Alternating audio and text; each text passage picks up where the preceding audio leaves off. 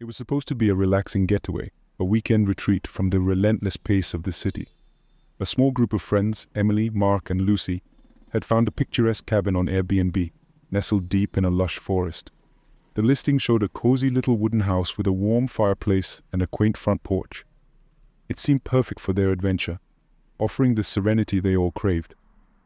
The drive to the cabin was smooth, the roads winding through the tall trees with ease. The closer they got to the cabin, however, the less their phones worked.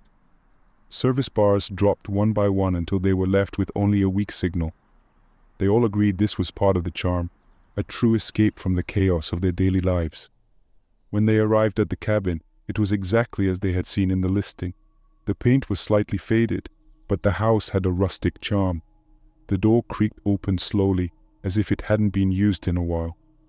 The inside was cozy, with plush furniture and wooden decor. The fireplace, though dark and cold, promised warmth later in the night. As they settled in, they noticed a strange, musky smell that lingered in the air. It was musty, like the scent of damp wood and old closed-up rooms, but it wasn't overpowering, so they decided to ignore it and continue with their evening. They unpacked their things, excited to start their weekend. That night, they decided to have a cozy evening.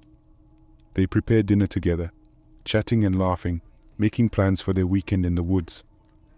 They gathered around the fireplace, its warmth chasing away the chill from the cool night air.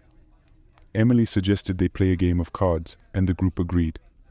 As they played, the sound of shuffling cards mixed with the crackling of the fire.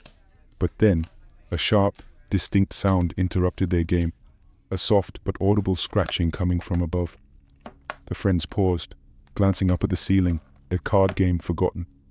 They exchanged wary looks, but tried to brush it off as the cabin settling or maybe even a small animal on the roof. However, as the night went on, the scratching grew louder, echoing through the quiet cabin. It started to sound less like an animal, and more like nails dragging across wood. Mark, trying to ease the growing tension, joked it was just the wind playing tricks. But as the scratching continued, the laughter died down, replaced by an uneasy silence.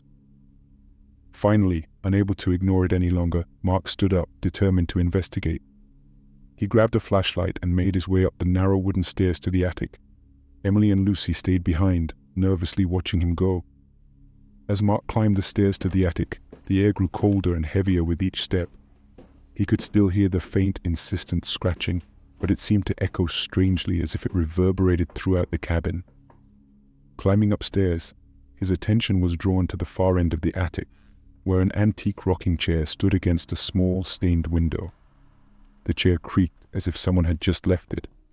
Mark's breath caught as he approached the chair, and the creaking grew louder and more intense. Lighting the chair with the flashlight, he noticed deep grooves in the armrests, as if someone had gripped them tightly. The old window behind the chair was barely visible through a layer of dirt and cobwebs.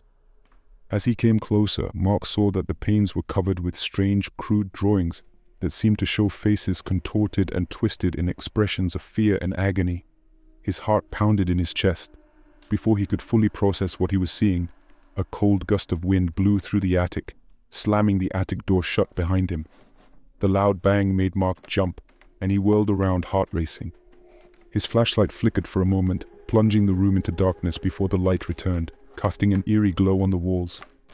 Mark's fear intensified as he heard the scratching sound again, now louder and closer than before. It seemed to be coming from behind the walls, surrounding him. A series of thuds followed, the noise vibrating through the floor and walls. The sound echoed with an intensity that made him fear the very structure of the cabin might come apart. Panic set in, and Mark realized he needed to get out of the attic immediately. He turned and raced for the stairs, the attic door flying open as he approached. As he descended the stairs, he heard faint whispers, almost like distant, distorted voices calling his name. He walked quickly down the stairs, his face pale and tense. "It's in the walls," he whispered to Emily and Lucy, who were already ready to run away, leaving all their things behind. Lucy shuddered, wrapping her arms around herself. "We need to get out of here," she said, her voice trembling. Emily nodded in agreement, and the group quickly gathered their things. But as they prepared to leave, the scratching noise seemed to follow them, moving along the walls, keeping pace with their footsteps. Their anxiety heightened as they realized they couldn't pinpoint where the noise was coming from. It was all around them, and they began to feel trapped. Despite their fear, they tried to remain calm, determined to leave the cabin as quickly as possible. As they made their way to the door, the scratching suddenly stopped. The silence was almost more unsettling than the noise itself. The friends exchanged nervous glances but didn't waste time. They rushed out the door and into their car. The moment they slammed the car doors shut, they drove away from the cabin as fast as they could. The woods seemed darker than before, and the road back to civilization felt unnervingly long. They barely spoke during the drive, all of them too shaken by the eerie experience. When they finally reached a town with phone reception, Emily called Airbnb customer service to report the incident. They were told that an investigation would be conducted, and they received a partial refund for the unsettling experience. However, the experience haunted them long after they returned home.